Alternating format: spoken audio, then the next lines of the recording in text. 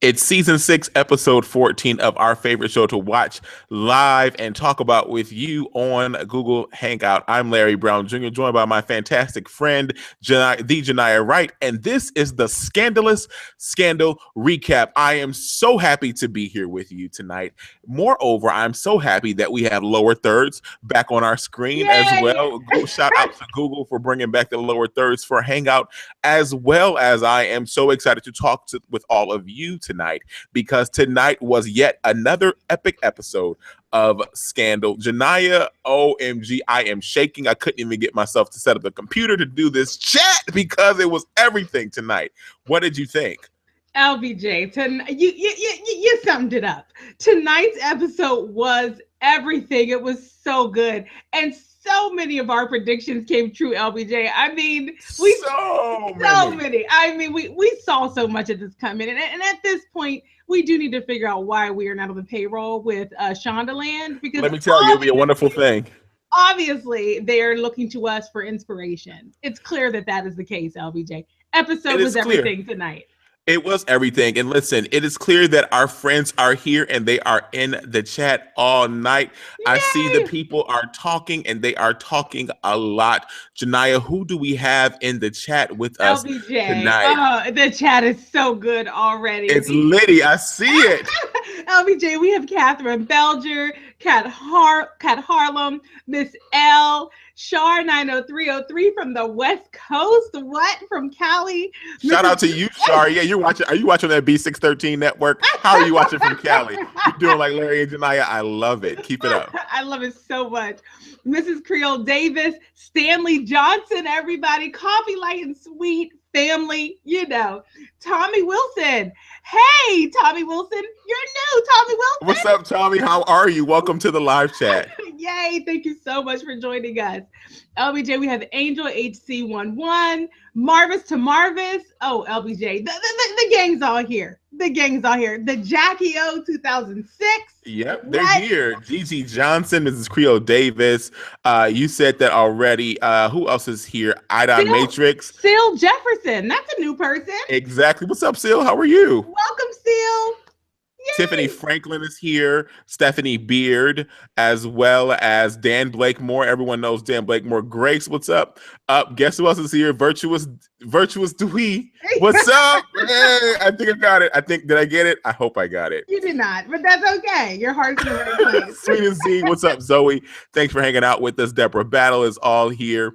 And Akoshua O. What's up, Akoshua O? How are you? Dan Blakemore out the gate. I see a big orange highlight on my screen that says, we need t-shirts that say Cold Crackers. Let me tell you, we need t-shirts that say Cold Crackers. Now, let me just also say, I saw that I saw crackers on the screen. So I'm like, is Dan referring to the Cracker Barrel comment that they had on there? Because that was so much shade over the Cracker Barrel. There's so much shade throughout the episode tonight. Let's talk about tonight's episode. If you're watching with us, please make sure you use the hashtag that's listed right down here in our lower thirds right there that says Scandal Recap. Why? We have lower thirds back so you can follow the conversation and you can also share it online. And if you're watching live right now, share the YouTube link with your network and tell, if they watch Scandal, and tell them to come and watch and participate with us all here on the Scandal Recap. Tonight's episode was called Head Games. Yes.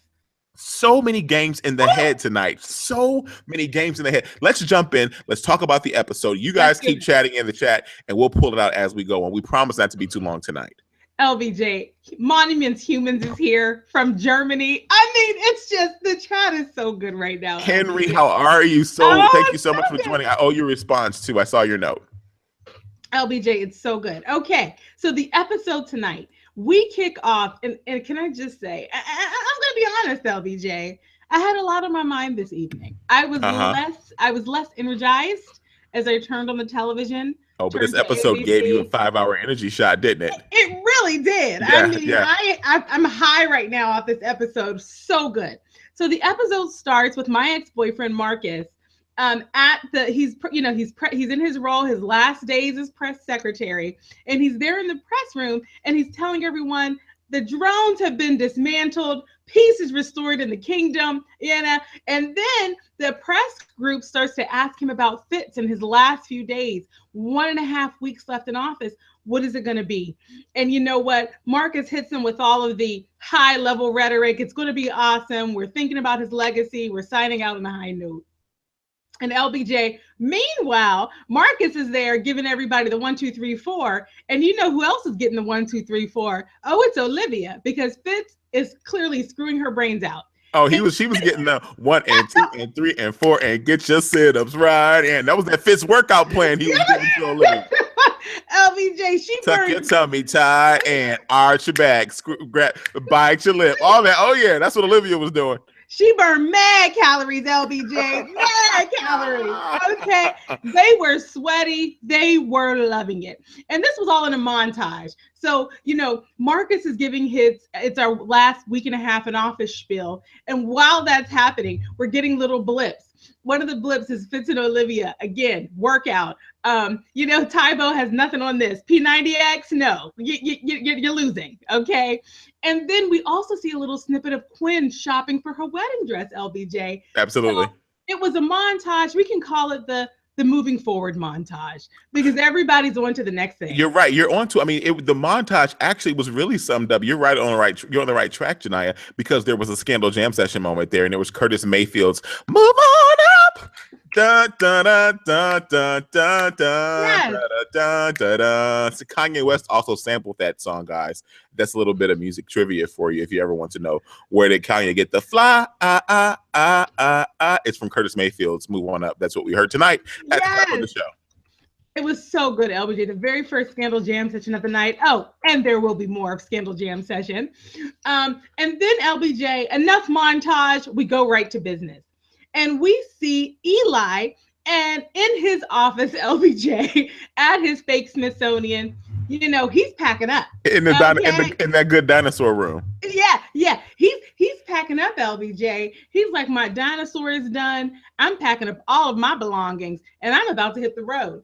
We see him activating on everything he promised us in the last couple of episodes. All he's been saying is, I'm done, I'm out of here, I'm leaving. LBJ, we see him about to activate. And who comes in the door but David Rosen, looking as stuck on stupid and pitiful as he always does. David comes in, I have so many unanswered questions about Devil in a Red Dress. I loved her. Oh, she scammed me. And Eli Rosenpope is like, Samantha the scammer. Samantha was on that Bow Wow challenge. And LBJ, David Rosen was so pitiful. He just needed closure. And so he comes to Papa Pope and he basically says, I need to find her. I need to find out her story. I need to know more about her. I was very emotionally wrapped up. Can you please help me find her history, who she was? And Eli Rosenpope, at first he says, no, I got nothing for you. I'm out of here. Goodbye. Have a nice life. And then LBJ, he does have a little something. Can you believe it, LBJ? What does he hand to David Rosen? So he goes in there and he hands David Rosen a box. And we're like, really? A box? Come on, man. Like, we know last week's episode was called The Box. And we learned what the box was all about last week. And we saw what went into the box at the end of the episode. Here's one thing that I noticed about the box. And did anyone else notice this about the box? Did you all notice that the box no longer had the blood dripping out of the corner edges of the box? Did you notice that? That's what happened in the box tonight.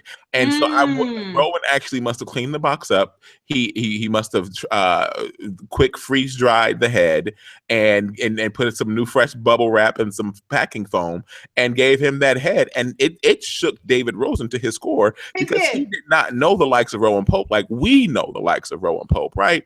And it shook David Rosen so much to his core that who did he run to? He ran to Gabby Abby Red. And once he ran to Gabby Abby Red, he's like, do you have a freezer? He's in shock, essentially.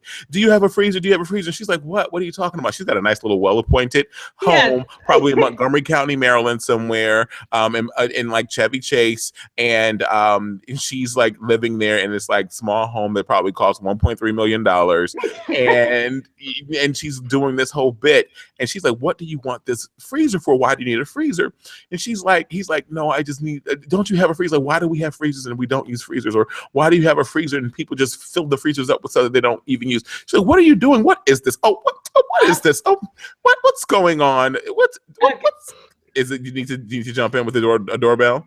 No, you froze up for a minute, but you came back. Oh, gotcha. So she's like, what are you doing? What are you doing? What's going on? And let me open the box and look in the box. Oh, is this some kind of joke, David? What is this?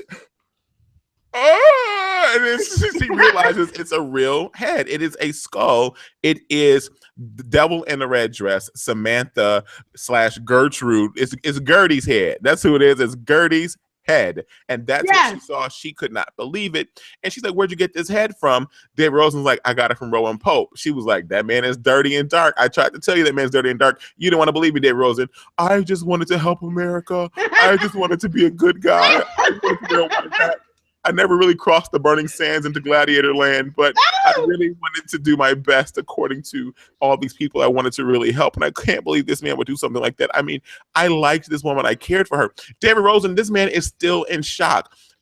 You guys tell us what you think. If you're just joining us, thank you so much for hanging out with us in the Scandal Recap, #Scandal Recap. A few more folks have joined us as well, including Yolanda Baker is here, Nomina's Harmony, and also shout out to Catherine, who is actually watching right now on the treadmill. So you keep shredding on that treadmill, Catherine, while we chat it up right here on the Scandal Recap. Janiyah, what did you think about David Rosen's entire presence tonight? And take us to the moment that was one of the codes that we cracked maybe 2 seasons ago on this show with David Rosen and Gabby Abby Red. So LBJ, I am not sure exactly which code you're talking about, but I will tell you. I need a refresher. But LBJ, I will say this. It is so interesting that David came to Gabby Abby Red with that head.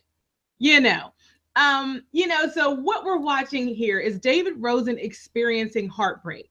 And who can I run to? Come on, Candy, sing it. Come on. When you need what? Who can I run to? Who can I run to? Yeah, LBJ. Who can I run to? Oh. We're very good at that song. LBJ, who can he run to? He runs to Gabby Abby Red. I just think that is so interesting.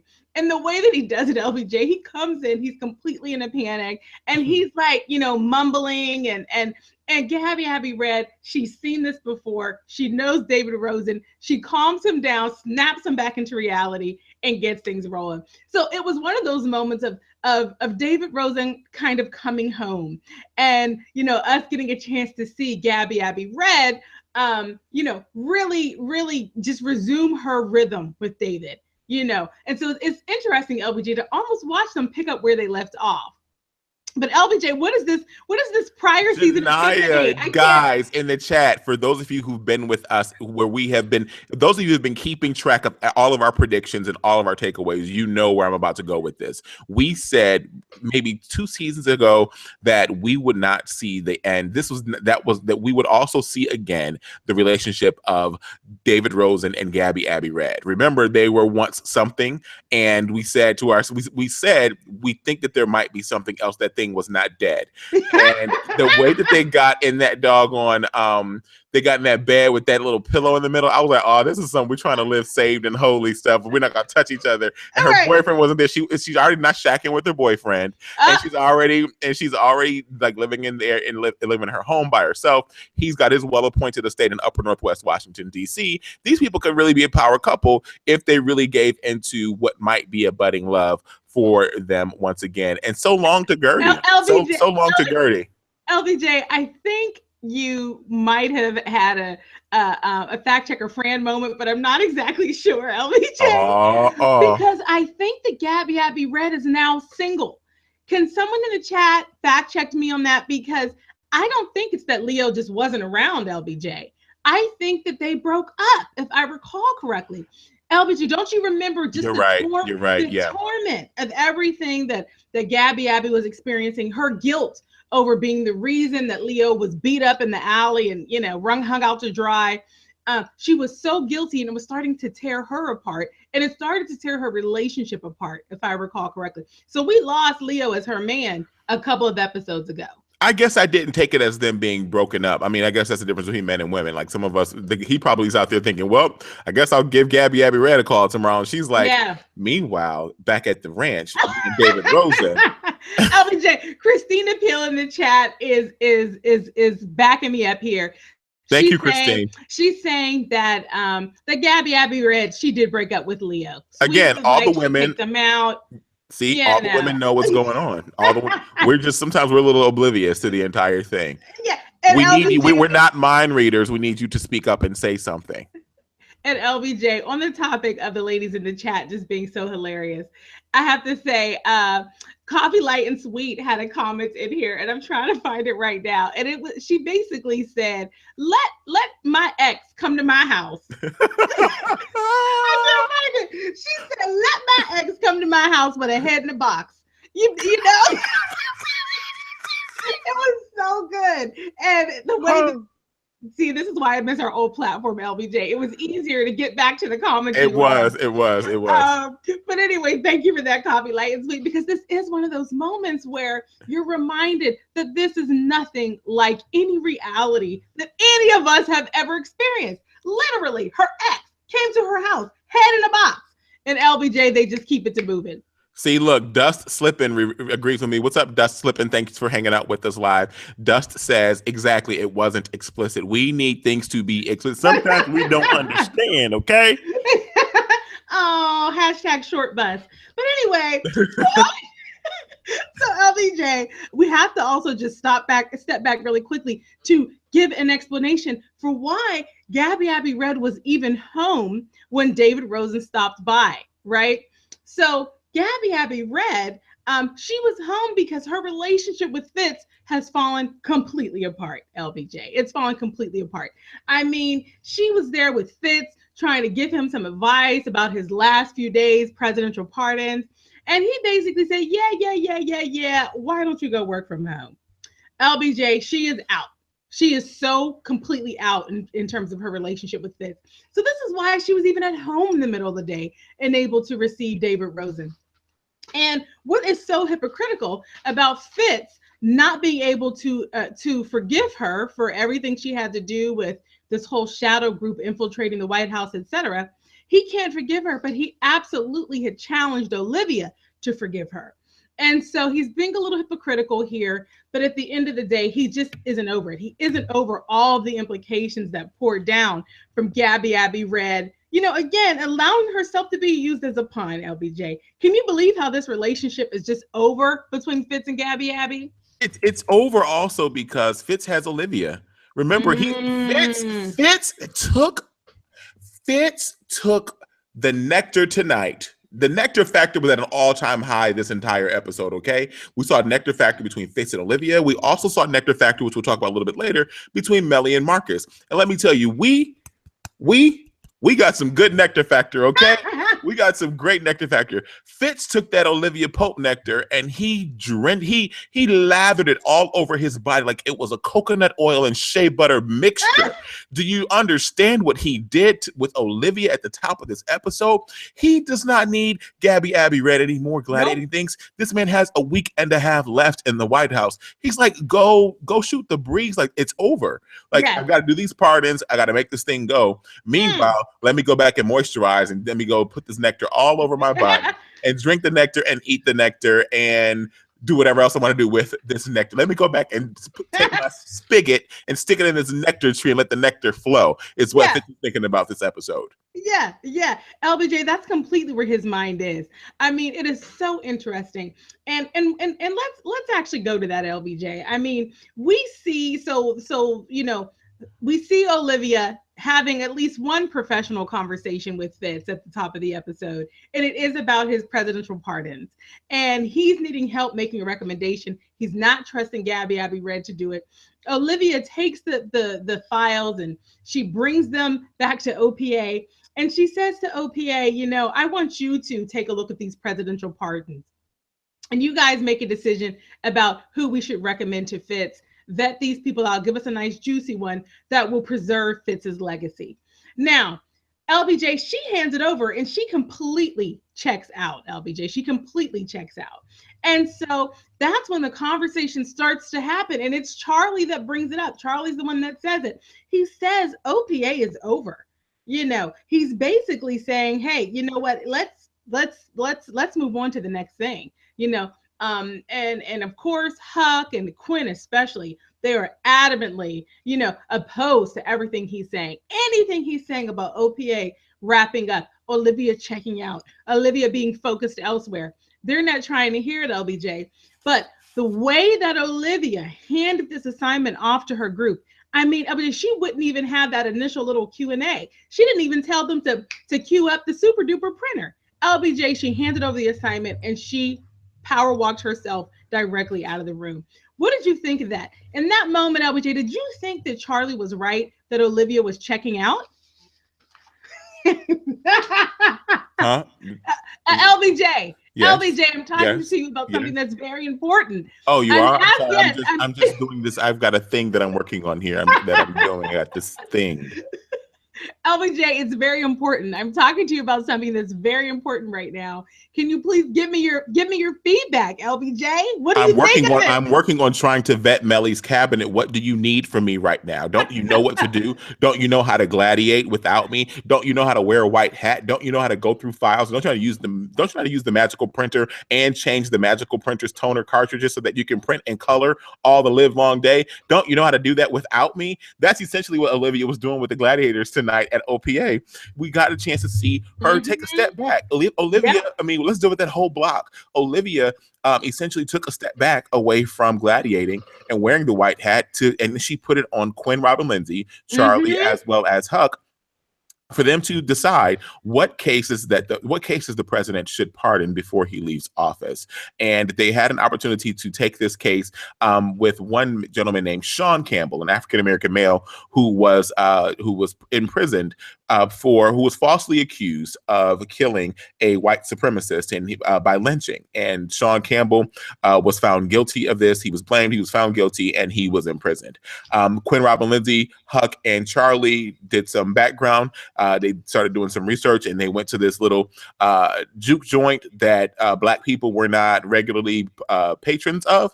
And they found this LBJ, man. I'm sorry, did you just call it a juke joint? Yeah, it was a juke joint. It was a tavern. It was an inn. It was a pool hall. It was LBJ. A pool hall. It was a pool hall, but it wasn't the kind of pool hall where everyone is welcome. Okay, that's right. It's not the place you want to go where everybody knows your name. All right, it wasn't. This ain't no Cheers. It's okay, no Cheers. Mm-mm. And so they go to this place and they've looked at all of these people who were interviewed on this podcast to kind of give the background of what happened with this murder, the case, the characters, the witnesses. And there was one gentleman that was not interviewed. There's one gentleman that had really no record on file. And it turned out to be the guy that was the murderer of this other person who did not mind that a Black man was imprisoned for this, because he was like, it's another Black man locked up. That's a good thing, right? And they are looking. Quinn, Robin, Lindsay, and Huck are there in the bar watching this whole thing. They're conversing with this guy, right? They look at this man in such utter disgust. They can't believe what he was saying. She even called him a Cracker Barrel bigot. That was another moment of shade, because we all can remember that the NAACP sued Cracker Barrel years ago for racist practices. I was just like, wow, maybe there are still some racist Cracker Barrels in America today. I know the ones in Maryland aren't that racist. They have really good warm syrup, as well as catfish on Fridays. But don't ask me how I know, but just know that I know.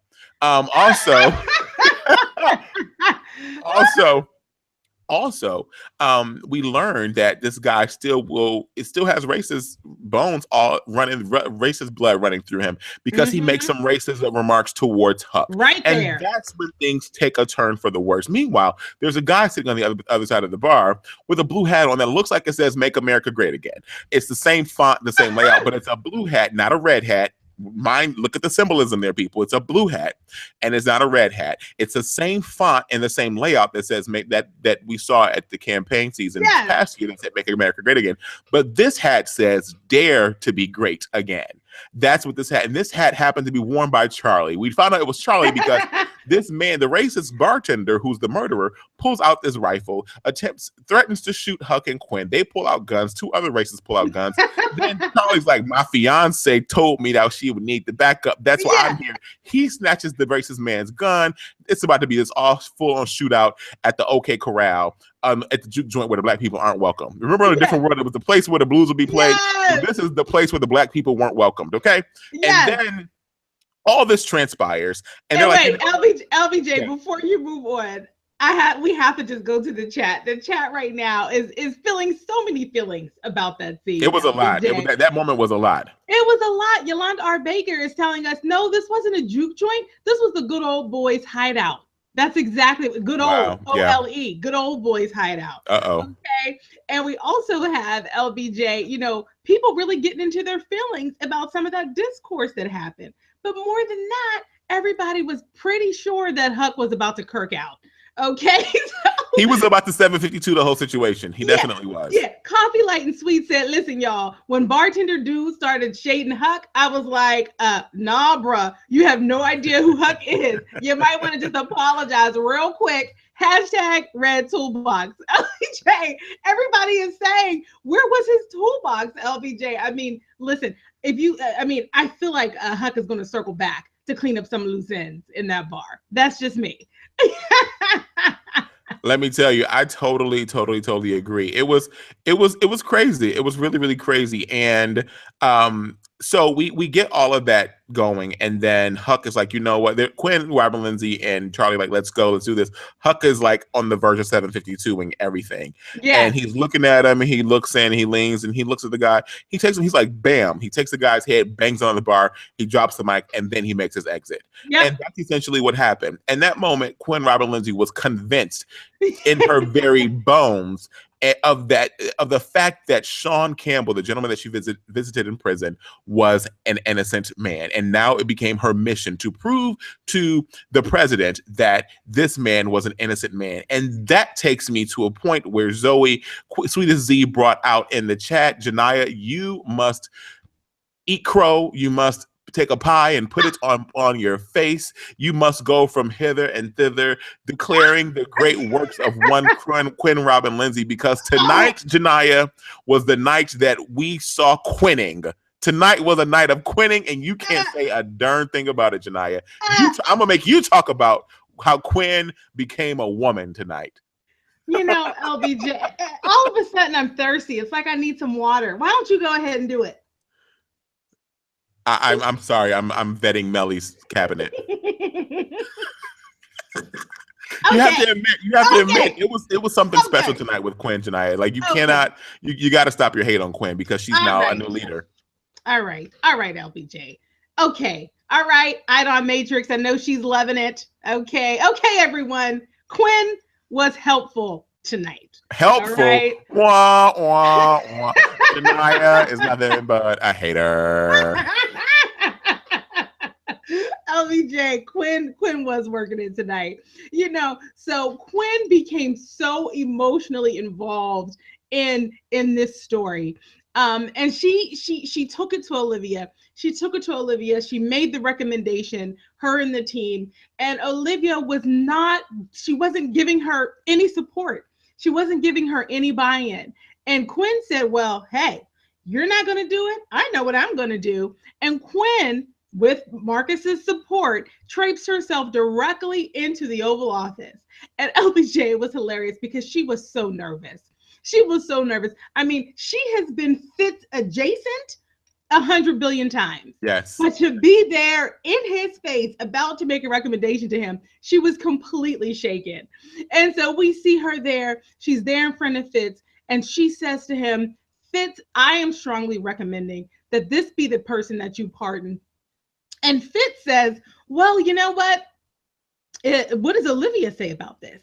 And Quinn, she kept it real and raw. She didn't lie. She said, no, we don't have Olivia's support here. This is me, Quinn Robin Lindsay, making this recommendation to you, President Grant, that this be the person that you pardon. No, we don't have proof. We don't have evidence. It's not going to wrap itself up with a neat little bow. But I'm telling you from my gut that this man is innocent, and this is the person you need to pardon. And so Fitz, of course, initially he's pushing back. He's saying, wait a second, you mean my number one boo did not support you walking in here? I can't hear anything you're saying. And Quinn continues. She persists, LBJ. And then we see Fitz again, as we always know, he's a little bit turned on by women telling him what to do. We all know this at this Yes. point. So Fitz, he's getting a little bit excited because he's getting bossed around now by Quinn.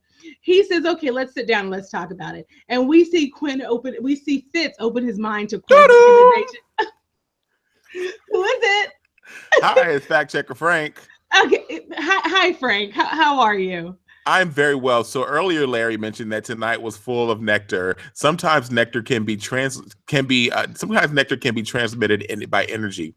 Quinn Robert Lindsay felt nectar tonight when Marcus Walker would not let her out the Oval Office when she tried to make her exit when Fitz told her to leave. It was Marcus Walker's nectar energy that was transmitted from him to her to Quinn Robert Lindsay in the Oval Office that caused her to turn around and say, wait, did you not see Quinn quiver when she felt that nectar look that he gave her? He stood there up against that door and he gave her that look and looked above that eyebrow. And she said, well, wait a minute, what is this I'm feeling? Maybe Charlie's never made me feel like that when he looks at me. And she said, wait, I want to say something. That's what made her turn back around. Thanks, bye. I'll get Larry back again. Yeah, okay. Thanks for stopping by, Fact Checker Frank. I feel like you, Fact Checker Frank, are drunk with power because you did not just come in here and correct a fact. Okay, you just came in and added commentary. So I would ask you, Fact Checker Frank. No, because Marcus deserves credit. Marcus deserves this is Larry now. Marcus deserves credit. Marcus deserves full credit for getting her in there. He blocks the door and made her stay. She was ready to give up. Yes. OJ, Coffee Light and Sweet said, truth, Janiyah. You know Fitz loves a good tornado woman as opposed to the headband ladies. #catnip. He does. Oh, wait, but Janiyah, is that a headband you're wearing tonight? Is Coffee Light and Sweet trying to call you a headband lady? LBJ, this is a head wrap. Or is that a semi-turban? LBJ, that's a head wrap. Oh, yes. From a headband. Just okay.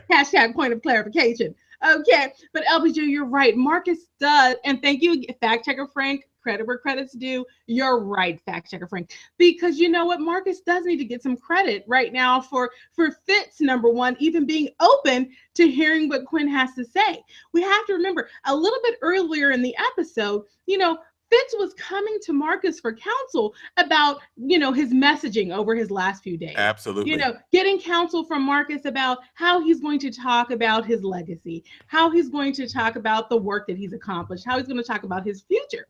And Marcus kind of says, well, part of what you should probably do is talk about the things that you haven't done because you haven't been perfect. And Marcus even gets specific. He starts to call out ways in which Fitz, at a high level engaged, touched on some of the needs of, communities of color during his presidency, but he didn't really dig in. And Fitz, of course, in his feelings, he rejects everything Marcus is saying in the moment. Sorry, I'm reading the comment. What did they say, LBJ? Which one? So Gigi Johnson says, right, LBJ, Marcus had to give her a little nudge. Then Grace calls me shady, I think, for asking about your headband. And then Mrs. Davis says, Marcus to Fitz, I'd skip Jefferson if I were you. That was a huge shady moment in that conversation. Again, palm trees throughout. It was a full all-inclusive resort with the shade trees tonight on the episode. And then we've got Latoya Newell's like, no headbands for Fitz at all. And then Tiffany Franklin comes in and says, Marcus got that good too. Hilarious. Yeah, Marcus gets his props, okay? Because, at LBJ, it's so funny that you're calling it nectar. When I saw Marcus tonight's episode, I was thinking of something different emanating from him. And it could just be that he and I have a history at this point. We're not together anymore. We don't have to get into it. There was a thing. There was a thing. It's over now. But LBJ, part of what I saw from him, it wasn't nectar from my perspective. What I saw coming from him was him moving into his own. I mean, the Marcus that we have known to this point has been a Marcus that's been in transition. We met him as a freedom fighter on the streets, community organizing. We watched him get wrapped up emotionally into women with power. We watched him move into OPA and Associates almost reluctantly, and then somehow becoming a fully engaged member. And then we watched him almost in like a power play trade, move into the role of press secretary in the White House.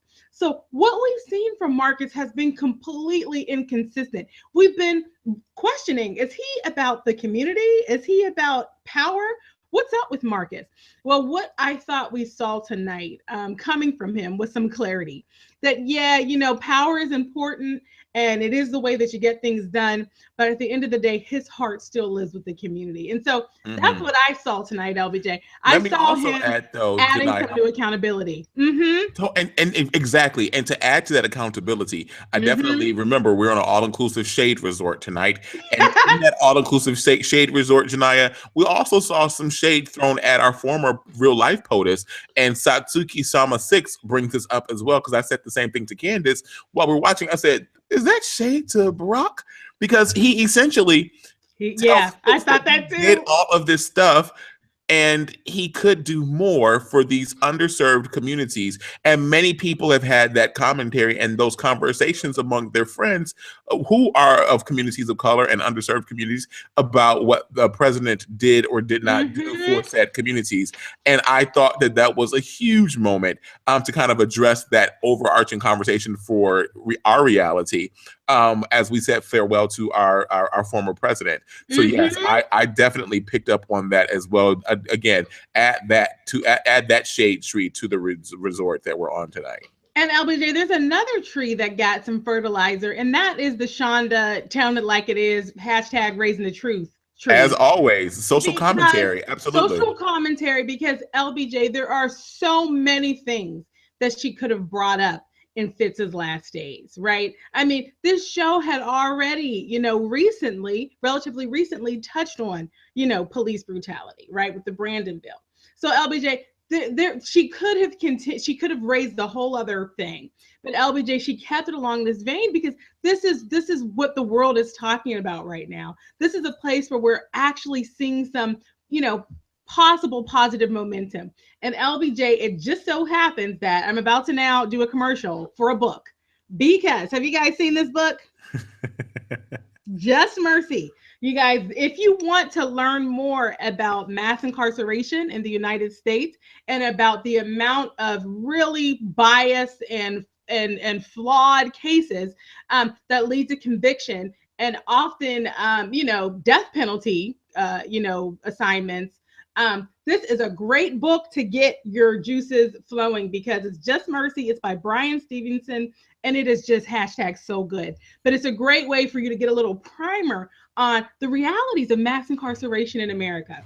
So that's my little tangent. But it was Shonda choosing and that, ladies and gentlemen, was another woke moment from the Janaya Wright. The more you know. LBJ, we need a whole episode where we just go through this bookcase, because there's some things we need to talk about. We don't have time. It's not about clearly. But LBJ, we all need to, we don't need for Shonda's work to be in vain. She's raising these conversations. We need to participate, and we need to educate ourselves. Pick up Just Mercy, everybody. It is # so good. But it is so good. You know what?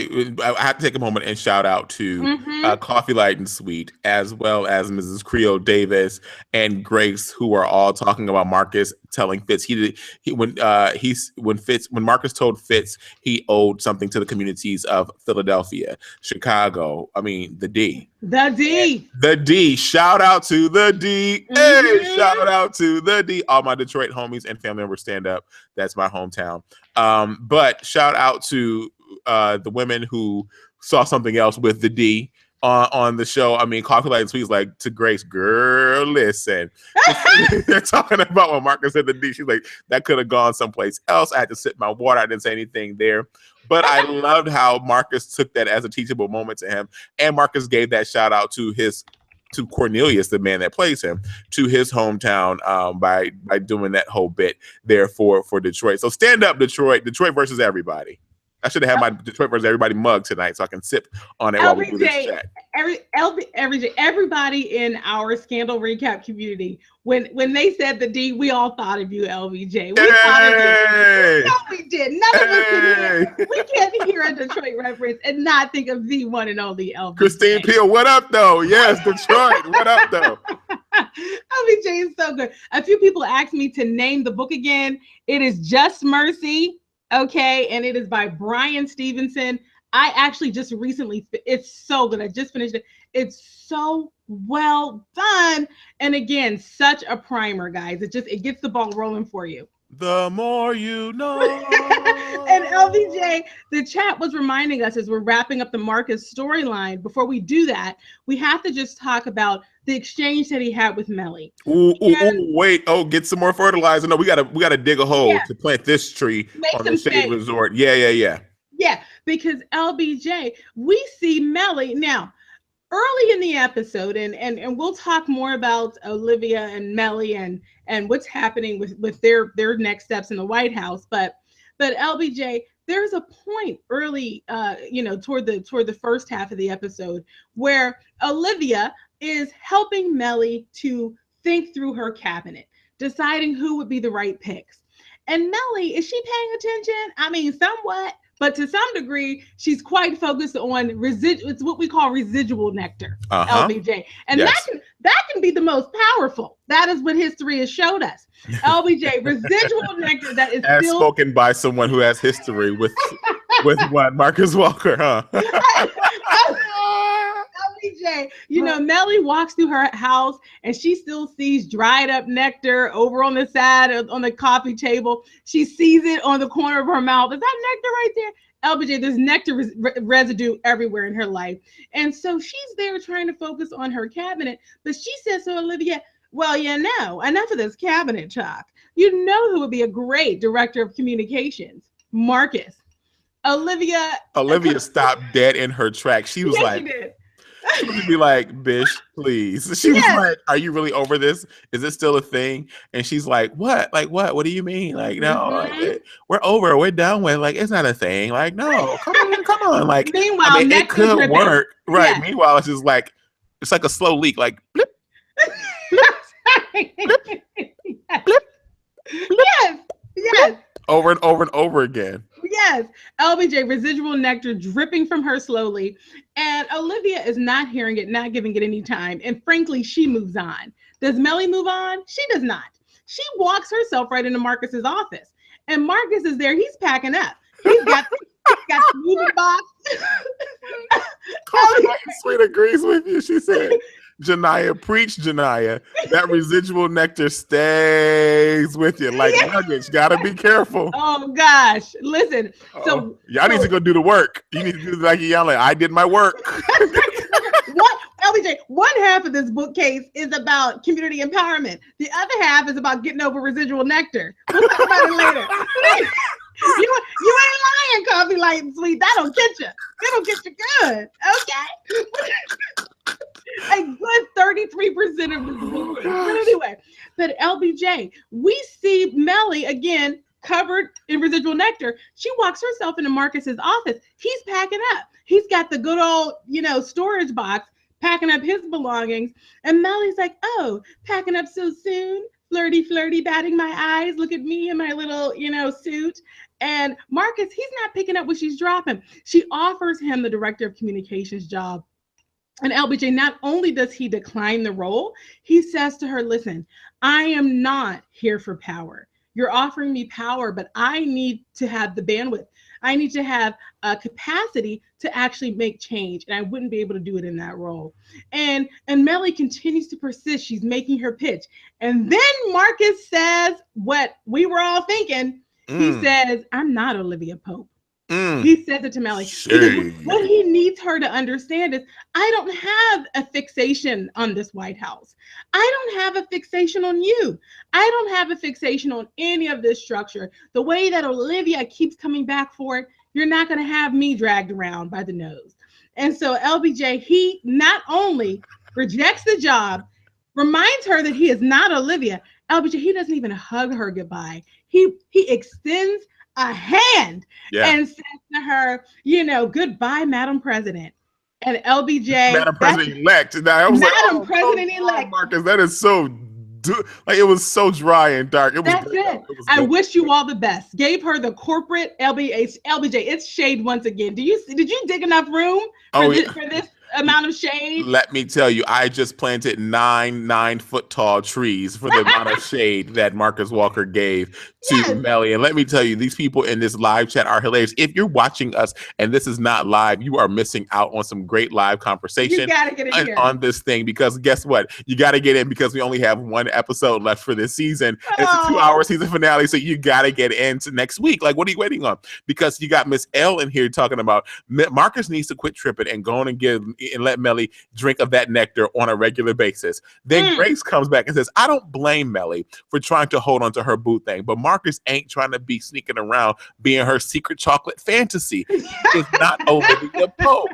She come back the shade of it all. LBJ. Also, the Sweet Aziz says Marcus not only didn't pick it up, he stepped on what she dropped. What I also like is what Satsuki-sama 6, and I like what you're saying a lot, Satsuki-sama. You always are in my head and say a lot of things that I think.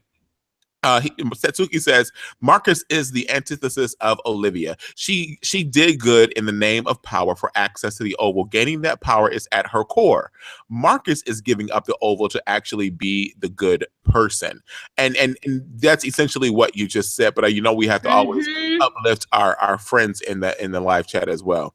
Oh, but then Normina's Harmony comes back and says, I feel like Marcus is going to die next episode. And but LBJ, his character, I'm going to tell you why he can't die. And listen. Ladies and gentlemen, this is about to be a residual nectar effect right here. This is what residual nectar will do to you, okay? Take it away, Janiyah. Is that nectar on my face? See, the more you know about nectar.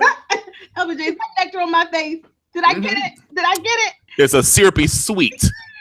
Because LBJ, now we have to remember that up until we found out that Gabby Red was being a pawn of the devil, she was the person that was supposed to be the president of the Fitzgerald Grant Foundation. Absolutely. LBJ, that role now belongs to Marcus. And so I like that closure about him. Is he possibly just going to disappear from our lives at this point? We'll never see him again? Yes, that's very possible. But I think it's because the show is sending him to Vermont to be the president of this foundation. Now that the mission of the foundation, though, is clarified, and it is going to be a foundation that, focuses on some of these things, community empowerment, mass incarceration, righting some of the bias that's in the justice system. Maybe it won't be in Vermont, LBJ. We don't know where the location of the foundation is, but we at least know where Marcus will be. Marcus will be championing this mission that is very, very near and dear to him. And now something that Fitz has discovered a passion and commitment for as well. So that's our closure on Marcus. We may not see him again. One thing we know for sure, we won't see him anywhere creeping through Mellie's bedroom because he made it very plain tonight, LBJ. He's oh, sorry, Mellie. Grace adds a sad trombone. That's a perfect moment right here. Nobody ever picks Mellie. Nobody picks Mellie. She can't even keep a boo thing, LBJ. She really can't. But LBJ, so that's the end of that storyline. So Marcus will not be returning to OPA and Associates. Let's talk about OPA and Associates. Okay, but let me take a moment, then park right there. Do you think that we're going to get rid of Marcus that easy, guys? Like, we need that young, youthful energy somewhere in the show. You need that brilliant voice of reason that's untarnished. To me, I'm subscribing to the fact that Marcus is going to get a little dirty. Marcus is old. Marcus owes some blood on his hands. Marcus is owed a murder. Let's see him get a little dark and dirty and see what will happen. You're right, LBJ. And you know what? The kind of work that he'll be doing as a part of the Fitzgerald Grant Foundation, I could see some interaction between, OPA in terms of them coming to help on some cases. I could also see him having interaction with the White House in that capacity. So you're right, LBJ. Maybe this is not a setting him off to the side, wrapping up his storyline. Maybe this is just another way, a new context for him to interact with our existing players. It's very possible. Yeah. Now to OPA. I would just like to note for everybody, just again, residual nectar, because LBJ. Wait, did it just make you twitch? I think it just made you twitch. LBJ. So just this time last year, Marcus, I would have been writing Shonda an email, like find a way to find a way to make this character stay a part of our weekly lives. LBJ, somehow I'm over it. I'm over it, LBJ. But do you see how fickle people are? It's not right. It's not right. But LBJ, the point is Marcus's character, as they've teed him up right now, we would really have to think outside the box to think about how we would continue to engage with him. But Yeah. LBJ, if he does come back to OPA, who will he be working with? It won't be Olivia, because let's now wrap up the OPA storyline, LBJ. We saw, as we talked about earlier, Olivia not being super helpful as Quinn was working with her guys, and we can now call them her guys. And I want to call out Lorna Lamont in the chat. She told me the truth, which is to give Quinn her due. She and her dudes, Charlie and Huck. Thank you, Lorna. Thank you. And you're right, they do get some props because tonight they were working hard. Olivia was not engaging. We see finally, LBJ, a confrontation where and I'll just mention really quickly, over the course of the episode, there are a lot of times where we see we see Quinn struggling to continue to have faith in Olivia internally. But whenever Charlie would voice, a closure about Olivia, oh, she's moved on. I'm talking about her in past tense. OPA is over. That Quinn, that reflex, that loyalty, she continues to champion Olivia for many, many of these conversations. It took a while before she got out of denial and said, you know what, I'm going to have to really take a leadership role in getting this recommendation to fit. So she kept hope alive for a minute, but eventually, LBJ, there's a confrontation, and it is Quinn saying to Olivia, yeah, I took that file right on in there to Fitz, and I did what I thought was the right thing to do. Yeah, I did it. What you gonna say? And Olivia, who had earlier in the episode checked Quinn in a similar confrontation as Quinn was trying to call her out and engage her for support, Olivia does not check her again. And in fact, she basically hands over the keys. And not basically, she did hand over the keys. She said, you know what? You're right. I wasn't super helpful, but it's because I was testing you, Quinn. I was testing you to see if you can be the leader of OPA and Associates. And you passed. You aced the test. And now I know that not only can you lead this, but you can have the fortitude to go against me and the White House if you need to. So LBJ, we see Quinn have one of those moments as she's now in the office that used to be Olivia's at OPA, and it's her office. What did you think of that, LBJ, as a Quinn fan? Janiyah, I felt like a proud big brother. I have been a fan of the Quinn character from episode 1, season 1. Yeah. And we've seen her literally come, I don't even want to say full circle, but she is on a full straight line she's in the TSA pre-lane to success for gladiating success, because she has done it. She's earned it. Olivia put her to this test. She passed the test, and now we are going to have these last few moments of this season, and then next season, which by the way they're rumoring to be the last season. We'll find out next week during the upfronts if next season is the last season of Scandal, everybody. So brace yourselves, because this could be it. And then we'll have these moments to see her fight, but she will have to fight against Olivia. She is going to have to fight like never before. Also note that there is still something to be said about Charlie. I don't still trust Charlie 100%. Many of you don't trust Charlie 100%.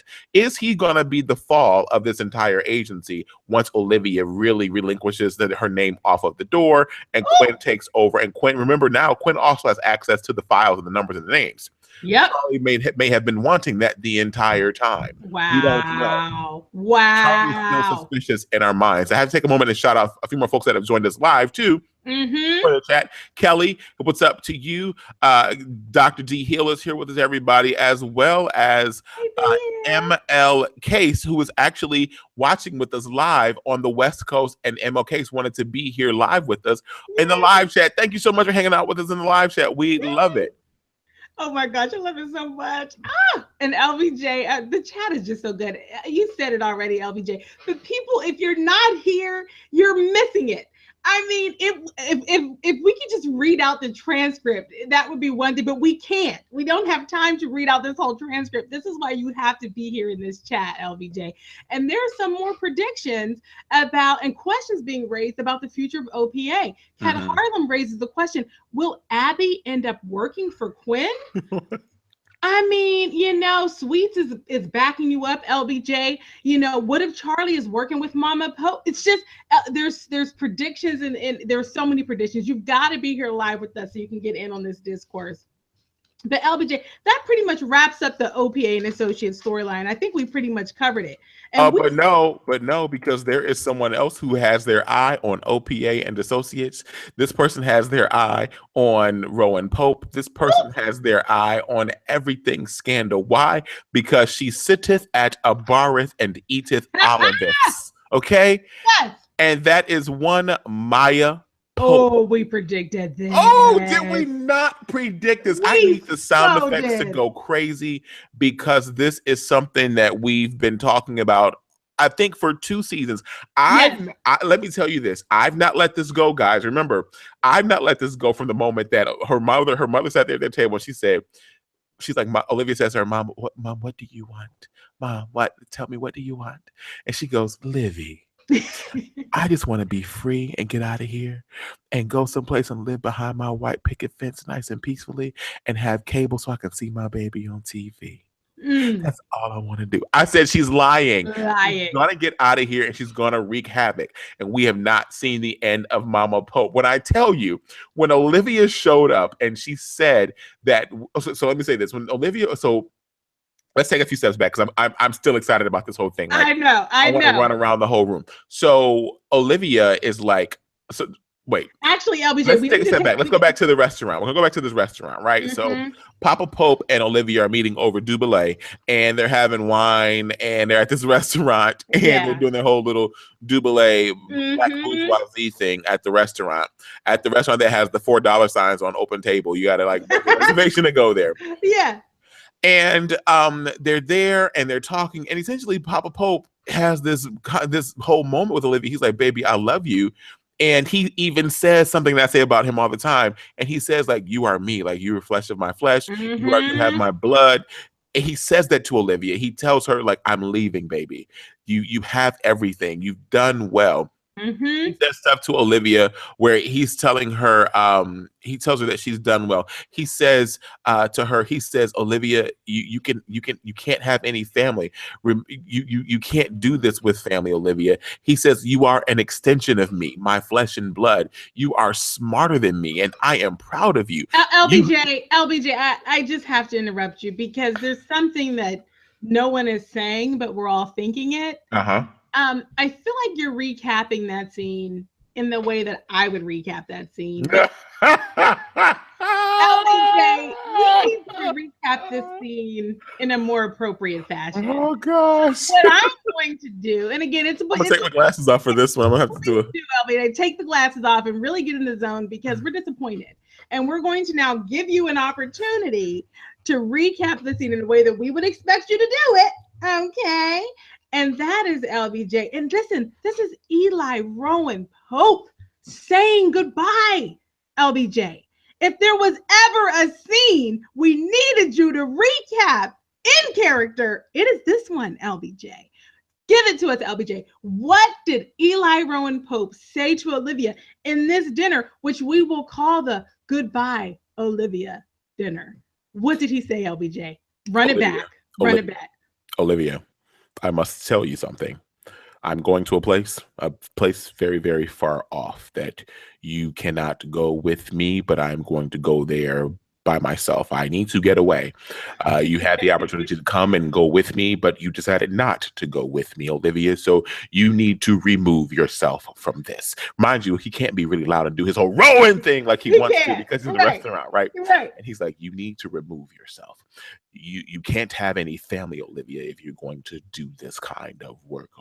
My daughter, my darling daughter, you are an extension of me. You are my flesh and blood, Olivia. You are smarter than me, and I am proud of you. You have it, the oval, and not as the first lady. You know, he was real proud of that because he's Yes, always he like, is. can we shine your shoes? Can we be the help? He's very elated that his daughter is not the first lady. Mm-hmm. And he says, you are not the first lady, Mm-hmm. my girl. I was Yes. like, oh, yes, that was good. Then he goes back and he says, you are smarter, but I'm wiser, Olivia. Mm. This is goodbye. Mm. This is goodbye. And then he takes his finger and he strokes her chin and her cheek and touches her chin. And he says, goodbye, Olivia. Goodbye. And Olivia believed him, guys. Like, Olivia knew. Thank you. Woo! Thank you, Thank you. LBJ. I need the sound effects to give you Thank the you. proper applause. LBJ, thank you. That's what we needed. And LBJ, everybody in the chat has forgiven you because you've now done the right thing by that scene. LBJ, that was it. This was Papa Pope saying goodbye. And Olivia, at the beginning of the scene, she's protesting. She's saying, no, no, no, no, no, no. Dad, this is your chance to continue. You go take a break. She's telling him, you go take a little vacation. Come back once you're refreshed, and let's together, lead this republic. And Papa Pope, he says goodbye, LBJ. Oh, you're getting so many props. LBJ. Oh, thank you, guys. Oh Thank you my so God. much. Thank you. Everybody's giving you a round of applause, LBJ. Monuments Humans, Coffee Light and Sweet, Rakira, Idon Matrix, Gigi Johnson, D Hill. Oh gosh, LBJ, you're getting so many props. That was so good. We Thank love your y'all. reenactments. I love you guys. Thank you so much. You're But so listen, good. I began to emote watching that scene because you all Yes. know I love Rowan and Olivia's relationship because That's it's unique to them. It's like no other father-daughter relationship. And Mhm. and that's okay. Like I love organic moments that can be created that's not like the cookie cutter television representation of father-daughter relationship. And we get to see this unique kind of love that they have for each other, that they know this language that they speak, that because they only speak that. Remember, Yes. we used to see her as a child. Remember, go back to the early episodes when Olivia would eat popcorn, and we saw that's how she got her love for popcorn as a child. And she watched Yep. her mom and dad, they would listen to the music and play the music. Oh, it was just such a great moment that Olivia, she had that quiver in her lips, but it was the quiver of a believer. She believed that her dad was going to be departing, and she needed a way to keep him there because she needs her father. Rowan Pope to Olivia is that balance in the middle of a metronome. No matter if she sways left or right, no matter what the tempo is like in her life, if Rowan is there, he's that center of that metronome. Yes. She can always come back to center and then go left and right once again once she resets in center, and that's what Rowan represents for her. Thankfully, though, once Jake took the head away from David Rosen, he got the opportunity to do some examinations about where she was, how she lived, where she lived, and to do some further and do a deeper dive in her full situation. And ladies and gentlemen, we learned that David Rosen was dating a woman named Gertie/Gertrude. She said her name was Samantha. She was lying. Monuments Humans lets us know that Gertrude is a German name. So shout out to Monuments Human for first watching Scandal on the B613 network in Germany, and for pointing out that was a German name. Then we need to take a pivot and look at how Jake realized that Jake tapped into the video footage from her building, her apartment, and began to do some further investigation to see that she had deliveries. She had text messages that came in that told her that Peus and Samantha better do right and better get right. If not, they're gonna be in the light. And I'm not talking about in a good light. They're gonna be in a darkness that's light. And then we move to the moment where they figure out who it is. And what happens? David Rosen, they present the evidence to David Rosen. Jake comes in with the evidence, and the evidence makes its way to Olivia Pope. Cut to Papa Pope actually making his exit. We see Papa Pope about to board that private jet, that same private jet Olivia was about to board when he was sending her away. I remember when he sent her away and she had the big hangar. Rowan Pope is walking through the same hangar, this time at night. He's approaching the private jet. As he's approaching the private jet, the black truck pulls up. A woman steps out. Sir, we're going to need you to come with us. We have some things to ask you about. And he was like, who's sending for me? And who gets out of the truck? None other than his own flesh and blood, Olivia Pope. And she says, I did. I was like, oh, they're back again. Why are they back again? Because it's about to be the mama. It's going to be Mama Maya. cut to the White House bunker underground. They've got Rowan Pope down there. He's like, what do you want me to do? They were like, look, this is a job that only you can do, sir, because you're Super Rowan. And and LBJ, there's another important call out here. When you were doing your Eli Rowan Pope recap, one of the things that Eli Rowan Pope said to Olivia was, part of the reason he had to leave was to free her, because as long as he was in the picture, he would be a weakness for her, right? Mm-hmm. And he was saying, me leaving is the way to protect you from yourself. You know, if I'm not here, you won't be compromised because you won't have to prioritize me. And Olivia calls out the ways in which love and family had compromised Rowan. She calls him out. She calls out Candy, LBJ. That was the first foreshadowing that she was coming. She calls out Sandra you're Titi. Right. You're right. Yes. She calls out Sandra Titi, LBJ. And then she talks about herself. She says, listen, I know that love has been a crutch for you. She says to him, but also, aren't you proud of me? You know, I'm the apple of your eye. And so she's pointing out for him the good and bad. And what he says as he's exiting, LBJ, he basically says, listen, I know what the trade-offs are, and I don't want you to have to make them. And so I'm removing myself from the situation. And so LBJ, he called out family, and that connection is part of the reason he was leaving. And so in that scene you were just talking about, LBJ, where you know, the council is coming together again, and they brought Eli Rowan Pope back. And let me just say, the look on his face, LBJ, that look on his face, it's like that look on your face when you've rushed to the airport and you're about to get there and your flight's delayed. I mean, the look on his face of, right. Am I really not getting on this plane? What could you guys possibly want from me? It was pretty hilarious. But LBJ, Olivia chooses that moment to call out for him. She recalls for him the dinner conversation that they had just had. And she says, you told me that family was what I needed to be protected from. That's what you told me. That's why you were leaving. She said, well, who is going to protect me from her? LBJ, they're handing Eli Rowan Pope the picture, LBJ. And who is it? Who is it that Jake, with all of his NSA Spidey tools and B613 skill set, has uncovered as the actual mastermind of the Shadow Group? It was not Peus. It was not Devil in a Red Dress. It wasn't them, LBJ. And again, something we predicted, LBJ, we have been saying the entire time that there was that Peus and Devil in a Red Dress, we had been saying the entire time that they were working for somebody else. That there was no way that whoever is actually at the top would present themselves there vulnerable to be shot, beat down, found out, whatever. We knew they were front men. We knew that. LBJ, in this chat, we guessed, what if Candy is the mastermind? What if Candy is the person who is leading the Shadow Group? LBJ, in that moment, we see that the answer is yes. It was Candy. Our prediction was correct, LBJ. We see the picture, and it is Candy, LBJ. And then shoot to the scene with Candy. And LBJ, we need you, once again, take off your glasses, please, because we need you to recap those couple of lines that we heard from Candy, please.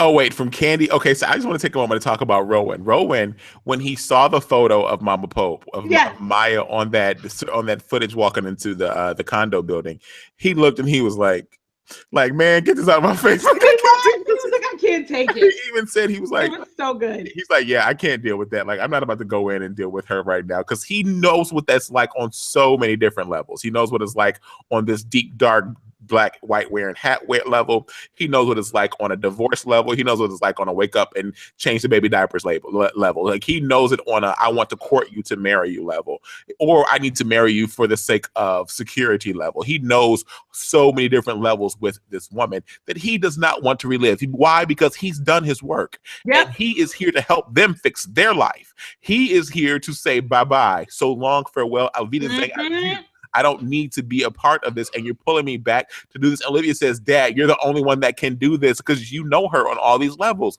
And meanwhile, we see her sitting at some bar in Georgetown, and she's got a dirty martini with like 3 olives on the stick, and she's like, eating the olive, and she's like, I forgot what she said. What did she say, guys? Tell me in the live chat. What did she say? LBJ. She was like, They LBJ, cut to how did some you? news story because I was screaming and cheering. I missed the whole Okay, bit. well, I know she said something with that nice little raspy voice that LBJ, she has. LBJ, I'm gonna have to do it then. You don't know what line she said. You do it. Take it away, Janaya. I'm Give us, gonna have to. Janaya. This is your audition. Go. Okay. She's at the bar and she says to the bartender, "Hit me. I've been dirty." Like you Oh, gotta get do it again. Like, say it again. Say it again. That was good, Janaya. because LBJ, you know, her eyes are always just a little sleepy. You know, Yes. she's not looking at your wide eye because she's been through. You know, once you've been in the bowels of the justice system, you don't have the bright eyes anymore. She's You're always right. Yeah, looking she's through always like hair in her face, like wigging her face, and she's always looking up like. And she said, "Yeah, hit me. I've been dirty." That was LBJ, good. that was it. That was it. So LBJ, applause for Janaya. That was so good. and LBJ, that was when the whole world, everybody's wig flew off. We all fell out in our homes because Kandi is back. And we wanted this and we predicted this and we needed this. And LBJ, this is what is going to get us through the next season. It is the return of the Kandi character in a big way. Mm-hmm. Now, there's one more prediction that we made, LBJ, that has come to fruition. This is like the 900th one. I mean, this episode, I mean, clearly, again, they're either listening to us or we are just so in tune with them, LBJ, because we said that the time would come where they would all be on the same side. B613, OPA, the White House. I just said this like last week, right? LBJ, we have been saying it for a while, actually, not just last week. We have been saying this, LBJ, that the time would come where they were all together. And we knew that this shadow group, this entrance of this outside evil was going to be the reason why they would all unite. And we saw it a couple of episodes ago when the council started to come together in pieces. And LBJ, we saw it tonight. So Kandi, you are the enemy. And the question we don't know the answer to is, what is she trying to accomplish? What is her end game? And what is she about to do now? And LBJ, there are some other questions that have been raised in the chat. Nola Brooks is saying, where is Vanessa right now? Monument Humans. Nobody cares about Vanessa. She's the reason the sad trombone was created. Monument Humans is asking, where was Sai in all of this episode? So, LBJ, there are a lot of people we can't exactly trust. We talked about Charlie earlier. Someone said Cyrus was grieving his daughter. His my biological daughter, not his TV daughter. Because I'm sure he might have been trying to press out her edges. Maybe. School Mike is not giving him any tutorials. So no, he will have to go on YouTube and learn how to do it. But LBJ, we are seeing right now something we're being set up for an amazing last episode of this season. But also, LBJ, if season 7, if next season is the final episode, the final season for this show, well, it is fitting that Kandi makes her return, because as long as Kandi is there, LBJ, we've got everyone. There's no one else missing, because Cyrus has a place in the storyline. You know, Kandi will have a place in the storyline, and Eli Rowan Pope, no, you didn't leave. You didn't retire. He has a place in the storyline as well. And even Quinn, with her new role as leader of OPA. So LBJ, we've recapped the whole episode. We hit the whole thing. Do you have any predictions or takeaways?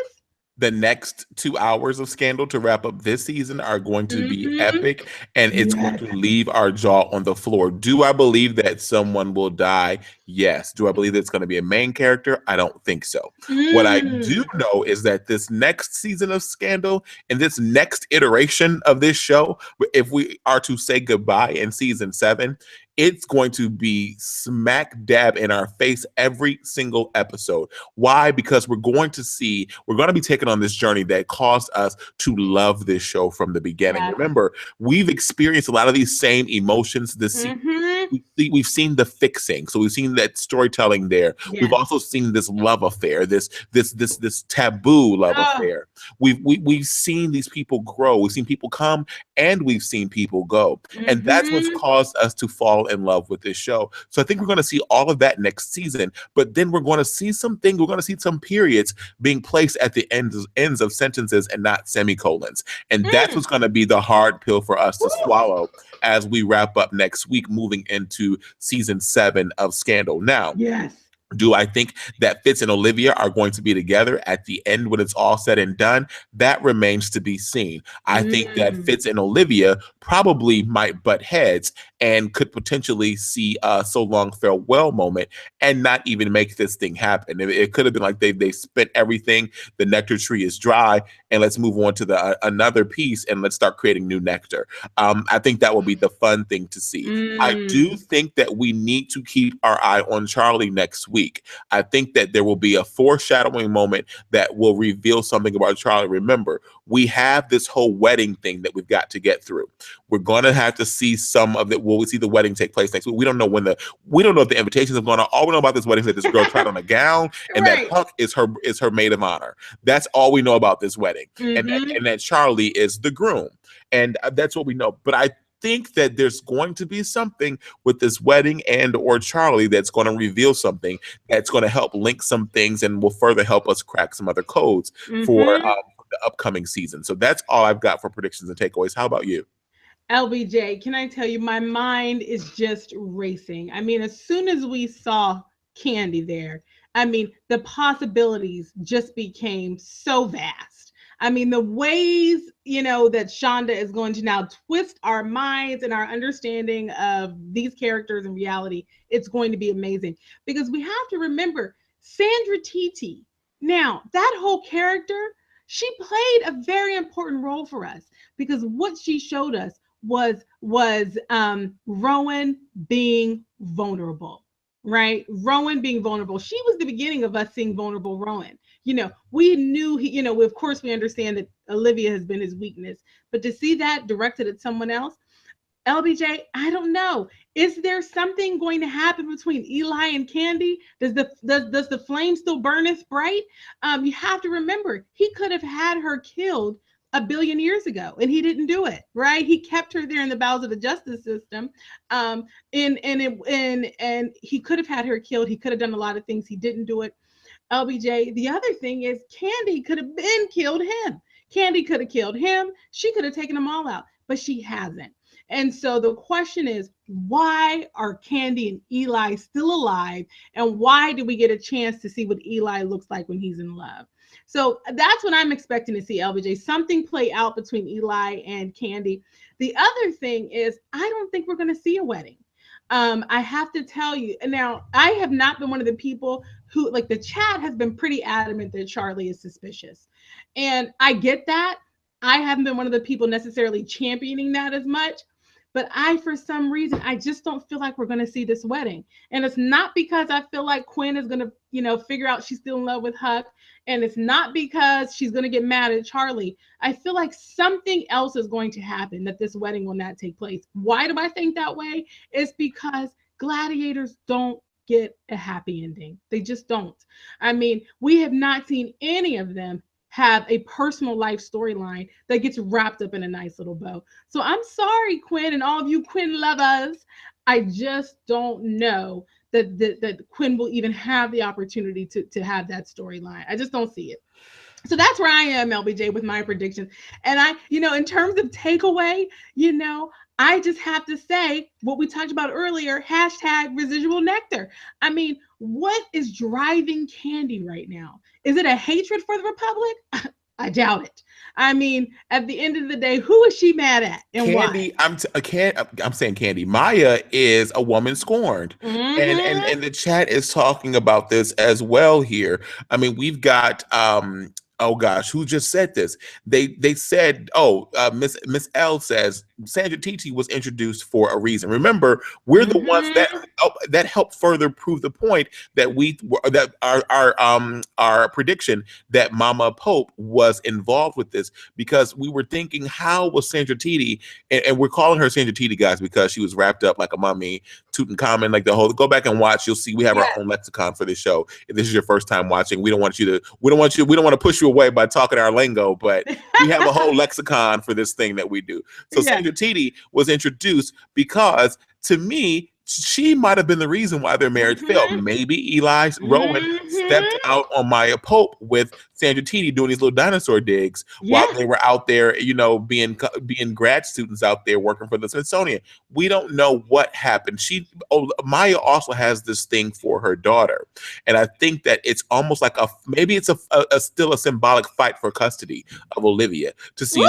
who's going to have Olivia in their camp when it's all said and done. Remember, she wanted to watch her baby on TV because Mhm. she's super duper proud of her daughter. I do believe that she's got some pride in her daughter, Mhm. although her darkness can often overshadow. I'd like to know how much money though is she sitting on? This woman got money out the wazoo, guys. Like see, like remember the show? They'd be like, "God Zooks!" When you as a reaction, like that's how I think I would react if I found out how much money my Mama Pope has access to because she was running this full organization as well as pushing the button. Remember, there was also that I forgot the name of the foundation that the people worked for, but remember that office building that they were in. She's Yeah. got that too. This woman has money coming out. She's got blue gobs of Mhm. money. So there's a lot that we are going to learn about this I think next episode because she's ready for it. She said, "Bring it, She's bring ready it, for it, bring it." LBJ, and she's been dirty. She told us that too. But the other thing we have to remember is that what we know about Mama Pope to this point is that she has been a person that's been a terrorist for hire. It has not been her, exercising her own plans for most of what we know of her. So it's also possible, LBJ, that whatever she's doing, again, she's working for someone. So there are just so many different layers here. Yes, And at the end of the day, if there is yet another layer, someone else that Maya is working for, she could turn on them. She could, move her allegiance. I mean, there are just so many ways this could go. And LBJ, that is why everyone must tune in next week. We must watch it together, and then we are going to have the chat to end all chats because, guys, if this show is wrapping up, we have to cherish every moment. And we just, this time is so precious and it's so much fun. And that is why we all have to watch and really be ready to chat, LBJ. It's going to be a late one. It's going to be a late one for us, it is. Get your coffee, get your snack, get your but whatever we you got to need. do it. We Get got your to do get it. right, whatever you need to do to hang out with us. Shout out to Dan Blakemore for bringing up the name of the organization, the Fund for American Renewal. Also, shout out to my mom who sent me a text. She thought that Maya said, "Keep it dirty and straight." She said she knows that she Ah, said dirty.